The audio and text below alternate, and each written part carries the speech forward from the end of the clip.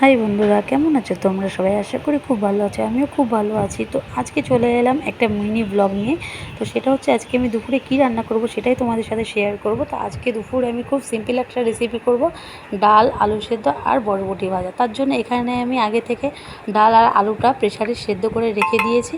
তো আমি আলুটা এই জন্য প্রেসার কুকারে সেদ্ধ করি কারণ ভালো সেদ্ধ হয়ে যায়। তো দেখো আমি এখানে আলু সেদ্ধটা আগে থেকে উঠিয়ে রেখে দিয়েছি ডালের থেকে। তো তার জন্যে আমি এখানে একটা কড়াই বসিয়ে নিয়েছি গ্যাসে।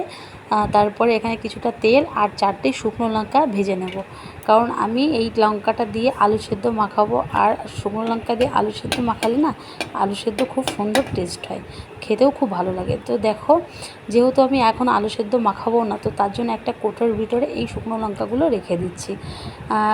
এই জন্য রাখছি কারণ এখন যেহেতু আমি আলু ভাতাটা মাখাবো না, তো একটা কোটোর ভিতরে লঙ্কাটা রেখে দিলে কি হয়, লঙ্কাটা অনেক সময় মচমচে থাকে। ঠিক আছে, তার জন্যই দেখো কোটোর ভিতরে ভরে রেখে দিলাম। তো এখন আমি ডালটা সাঁতলাবো, যেহেতু টক ডাল রান্না করব আজকে, আমি লেবু দেবো টক ডালের ভেতরে। লেবু দিলে না দেখবে টক ডালের কালারটা খুব সুন্দর হয়। তো দেখো এখানে আমি লেবুটা পিস করে কেটে নিয়েছি। তো এবার আমি লেবুটা ডালের ভেতরে দিয়ে দেবো যাতে কালারটা খুব সুন্দর হয়। তো দেখো লেবুটা ভালো করে চিপে দিয়ে দিতে হবে পুরো রসটা। তো দেখো এদিকে আমার রান্নাবান্না কমপ্লিট। তো তোমাদের দাদাভাইও বাড়িতে চলে এসেছে, এবার স্নান করবে, তারপরে আমরা খেতে বসবো।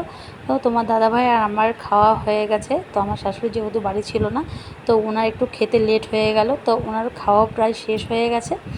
তো চ্যানেলটা সাবস্ক্রাইব করে দিও যারা এখনও সাবস্ক্রাইব করেনি, আর লাইক শেয়ার কমেন্ট করো ভালো লাগলে। টাটা।